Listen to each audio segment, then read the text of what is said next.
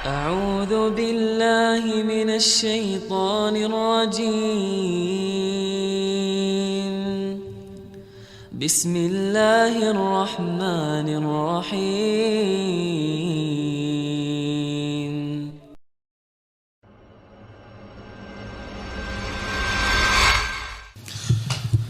Ini ada pertanyaan menarik. Assalamualaikum Ustaz.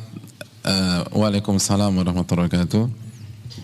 Semoga Allah memberkahi Ustaz dan kaum muslimin semuanya. Amin wa iyyakum. Semoga Allah memberkahi yang bertanya dan kita semua. Ana mau bertanya Ustaz, bagaimana cara membuat hati kita ikhlas kepada kesalahan yang diperbuat saudara kita terhadap kita yang merasa disakiti? Syukron Ustaz. Ada sebuah tips yang disampaikan Syekhul Islam Ibnu Taimiyah. Ini tips penting sekali. Catat baik-baik. Syekhul Islam mengatakan, "Idza ra'aita ahadan adzahun nasu wa la ya'udu ila nafsihi bil laumi wal istighfar fa'lam annal musibata hiyal musibah." Apabila Anda melihat seseorang disakiti oleh manusia, dicela, dicaci, dimaki, digibahi, difitnah, mungkin ada kontak fisik, lalu dia tidak mengembalikannya kepada dirinya sendiri, dia tidak mengembalikannya kepada dosanya, kepada kesalahannya, dan dia tidak beristighfar kepada Allah, maka camkan bahwa itulah musibah yang sejati. Karena Allah berfirman, "Wa ma asabakum min musibatin fabima kasabat aydikum wa ya'fu an katsir." Surat Asy-Syura ayat 30. Dan apapun yang menimpa kalian itu disebabkan apa?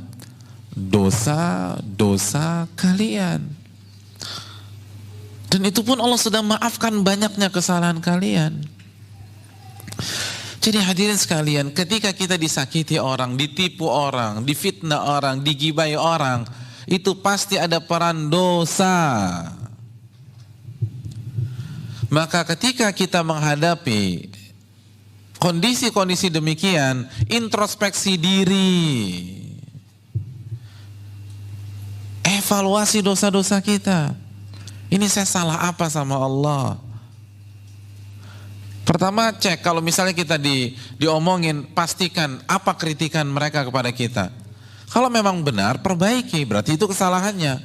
Kalau ternyata itu fitnah, kita nggak melakukannya, bukan berarti kita bersih dari kesalahan. Itu karena kesalahan kita di tempat lain, di kesempatan lain. Allah balas melalui itu. Jadi fokus kita jangan hanya menyalahkan yang memfitnah.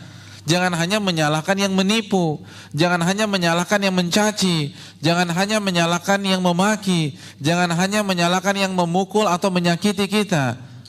Yang pertama, salahkan dosa, kata beliau. Karena itu pasti karena perbuatan dosa kita. Pasti, nggak diragukan lagi.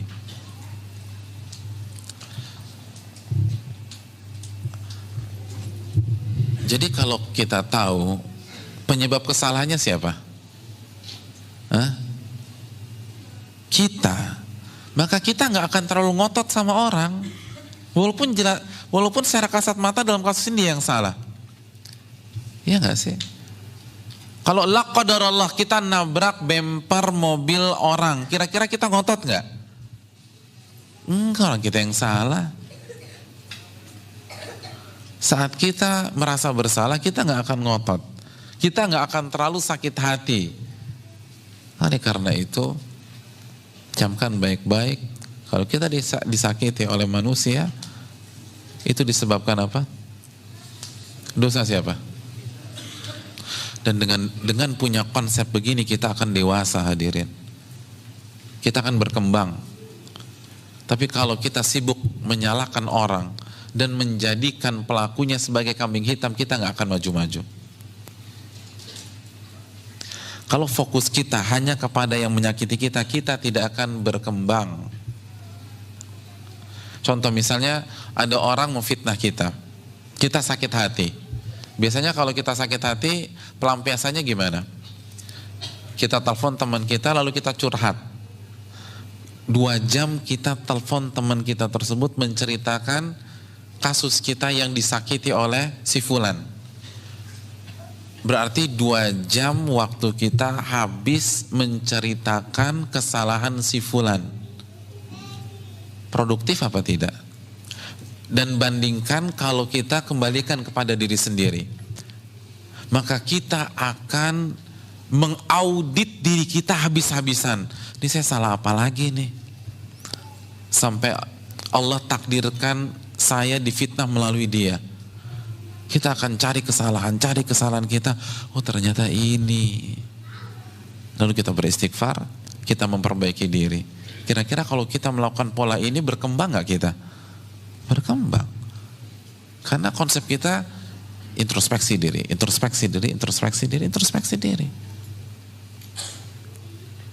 Makanya kan ketika kita membaca Sayyidul Istighfar, apa yang kita baca? Abu'u laka bi ni'matika alayya wa abu'u, udah itu aja. Kata Syekh Abdul Razak bin Abdul Muhsin Al-Abbad, konsep muslim itu 2. Akui nikmat Allah dan akui kesalahan kita. Abu'u laka bi ni'matika alayya, aku akui seluruh nikmat-nikmat ini itu darimu ya Allah. Jadi seluruh fasilitas dunia, seluruh kenyamanan, ketentraman, harta, keluarga itu semua dari siapa? Dari Allah. Lalu apa yang kita alami, masalah yang kita hadapi, itu disebabkan abu'u laka bi ni'matika alayya wa abu'u bi dzanbi. Itu karena dosa. Jadi kita hidup konsepnya dengan mengakui nikmat Allah, lalu kita bersyukur, dan kita mengakui kesalahan kita, lalu kita beristighfar. Saya ingin tanya, dari konsep ini ada pihak ketiga nggak? Ada pihak ketiga nggak? Nggak ada. Nggak ada pihak ketiga. Itu konsep yang diajarkan dalam Sayyidul Istighfar. Nikmat dosa saya, begitu aja udah. Dan kita akan maju. Ustaz enak banget dong yang nyakitin kita kalau begitu. Hadirin, azab Allah untuk dia lebih pedih daripada pembalasan kita untuk dia. Udah biarkan Allah yang balas. Kita fokuskan menata diri. Itu baru satu konsep loh, belum konsep yang lain. Kalau kita disakiti itu investasi akhirat. Dosa diampunkan, derajat ditinggikan, dan dia akan transfer pahalanya ke kita. Ustadz kayaknya dia nggak punya pahala, ya udah kita yang transfer dosa kita ke dia, selesai.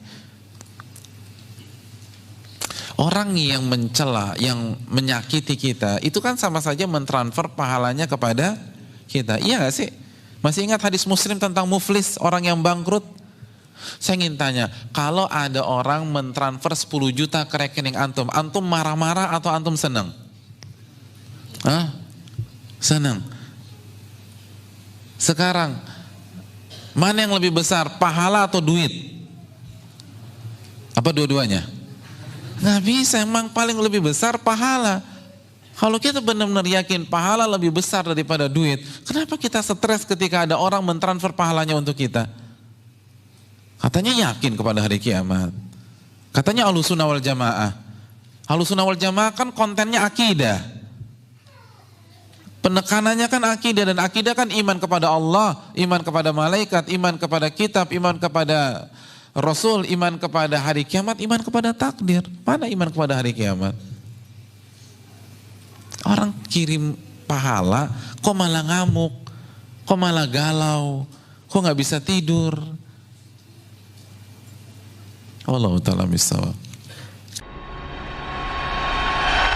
أعوذ بالله من الشيطان الرجيم بسم الله الرحمن الرحيم